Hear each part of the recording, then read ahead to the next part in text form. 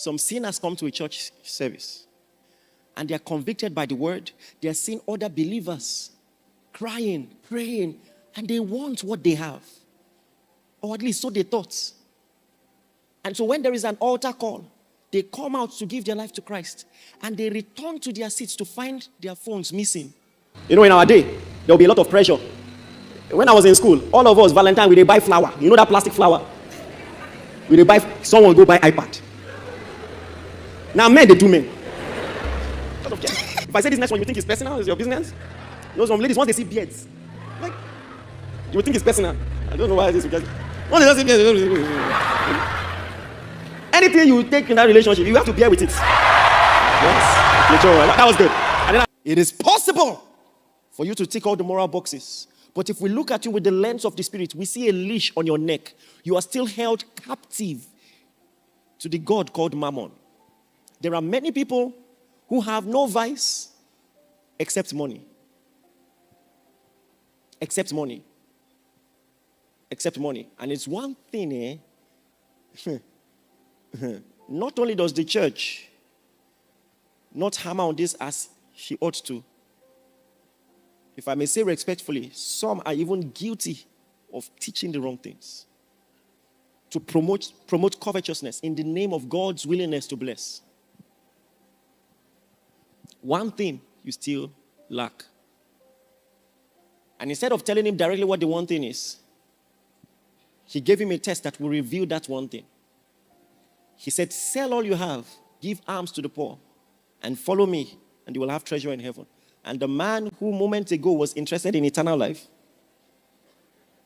changed his mind, turned his back on Christ, and started walking away. Now, I know what you're thinking. And you're thinking, what? I mean, in your defense, I thought about it for a lot of years too. I didn't really understand it. Jesus, you too. See where you hang ball. Why will you ask him to do that? Why will you ask him to do that? And make no mistake, Jesus didn't make this a prerequisite for everyone who will follow him. Per se, I mean, every disciple. He didn't say, sell all you have. He was saying this to reveal a particular idol that this guy, who was trusting in his personal discipline, had hidden. Come on, now you get what I'm saying in this place? And some of you are protesting in your hearts and saying, well, why would Jesus ask him to do that? That's unfair. He's a young entrepreneur. He has done well for himself at a young age. Imagine the amount of work he had to put in. And you say, give all of that up and follow me. That's unfair. So you think, but let me ask you this.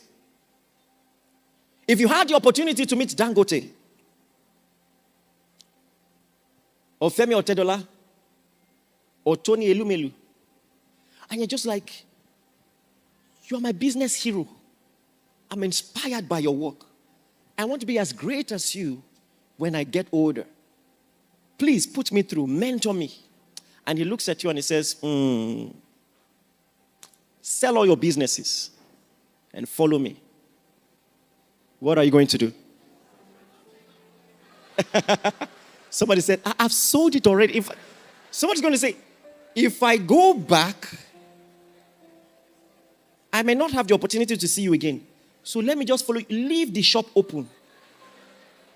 Let looters loot it dry.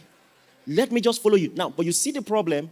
If it is Jesus making the offer, you have a problem with it. But if it is some billionaire, you now see how good a deal it is. And that's because some of you, it's not your fault. You are scarred and traumatized by many so-called preachers who pretended to be speaking for God and asked you to give up money that in 10 days or 1 year, you will get 10 times, that return. And so you think that if Jesus tells you to do the same, that it will end up the same way. Those preachers didn't speak for God. And we're coming to that. Does God bless? Yes. But we're coming to that. But those preachers did not speak for God. Listen to me. Do you know who Jesus is? Even Elijah. If Elijah tells you, sell your businesses and follow me, you better do it.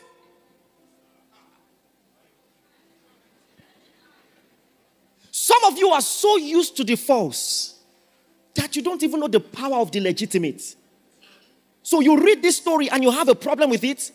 Jesus Says, sell all you have and follow me. The one who can feed 5,000 with 5 loaves. Look at that young man. Till date, we don't know his name. Young rich ruler. If he had followed Jesus, maybe a book of the Bible would be written in his name. Do you know there were many people that begged to follow Jesus and they didn't have the opportunity? Jesus said, no, you stay here and witness to the people here. And Jesus actually gave somebody the opportunity to follow him. And he turned his back. You don't know what you're talking about. And that's part of what we're going to discuss this month. You don't know what true greatness is. To have followed Jesus.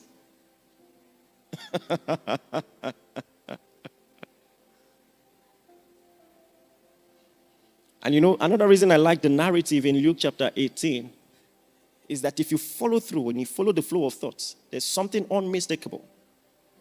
Because right, one chapter after, you see another rich man. He's rich too. This time around, Jesus didn't even tell him anything. And he didn't even know what happened between Jesus and the young rich ruler. He goes by the name Zacchaeus. And he hears Jesus is coming and he climbs a tree to see Jesus. And the moment he sees Jesus, and that's what I'm talking about. If you don't have a similar reaction to Zacchaeus, maybe you never really saw Jesus. That's what I'm saying. The moment he saw Jesus, nobody had to tell him anything. Nobody preached him a sermon. He didn't read a book on his own. He said, half of my goods I give to the poor. And if I have taken anything by false gain from anyone, I return fourfold. Listen to me. This is the kind of transformation I'm talking about. You cannot truly see Jesus and continue that illegitimate business. It's not possible. Jesus didn't have to say anything. Jesus stood under the tree and looked at him. Just stood under the tree and looked at him. And on his own, overwhelmed with conviction, he began to adjust his life. And Jesus said, today, salvation has come to your house. It means, I can tell if salvation has come to your house by your financial priorities. Now, this is the part that we are struggling with. You see, and when the Lord wants me to hammer on something, he begins to arrange, the things that I see, the stories that I hear by providence to prepare me for the sermon. And there's a story I heard just recently that broke my heart. Picture this. Some sinners come to a church service and they are convicted by the word. They are seeing other believers crying, praying, and they want what they have. Or at least so they thought. And so when there is an altar call, they come out to give their life to Christ. And they return to their seats to find their phones missing.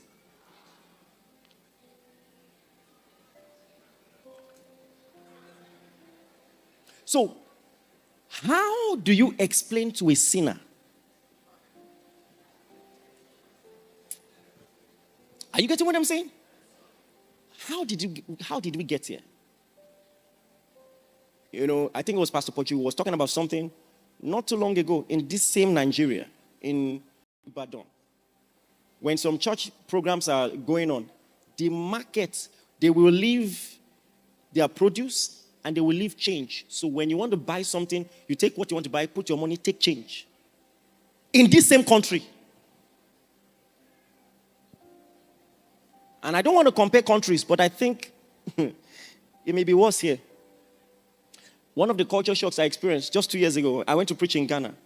And I saw people dropping, stuff. So I think they have a culture there.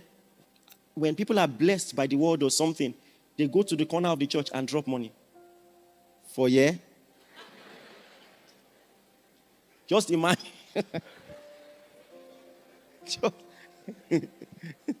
Even ushers counting money, you have to put camera. I'm telling you, it's a shame. It's a shame. And like I'm telling you, it is possible to excel at all the other things and be lacking in this one. I'm sorry to say, there are pastors that we can't trust with money. By the way they talk, you know that their appetite has not been sanctified. There are people, if you see them on the flyer, you know what they will say. You know what they will say. It doesn't matter what they preach about, it will end the conclusion. You must shake body that day.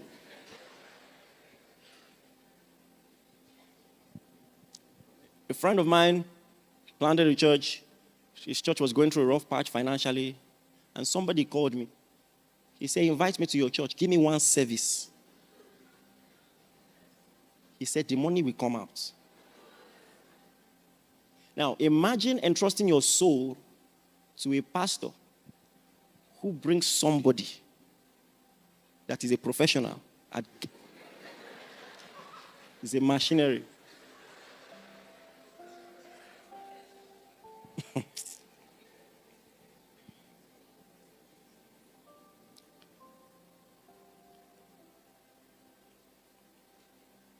These things are actually really sad.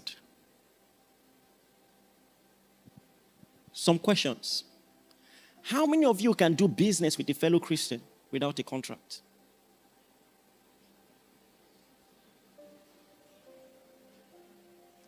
How many of you can loan a fellow believer money and go to sleep knowing that he will return it?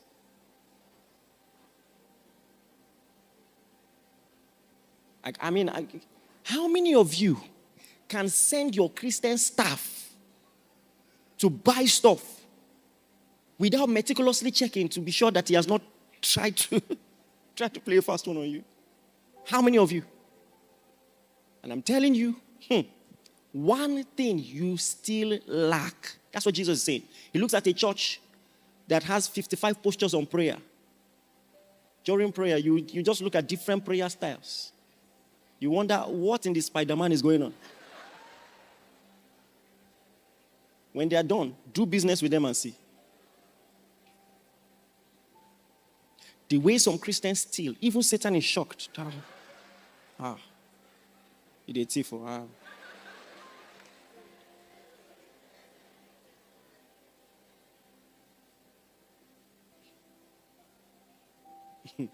Once upon a time, we used to pray, Lord, send Christians to politics.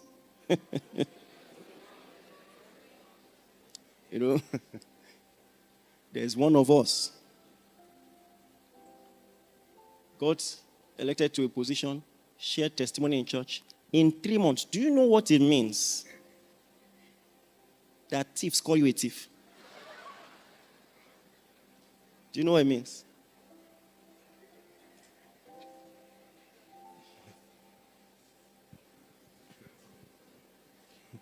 Wear helmet to this month's cohort. Seducing the girls with his guitar. He asked the ushers to lift him and throw him out of the church. So as he was playing with his eyes closed, he felt, I'm leaving it. I couldn't see it. That they'll be saying some bad stuff in the corner. When I joined them, they say, go, let's not spoil you. What do you mean? I want to spoil. I couldn't understand it. Did I just hear one?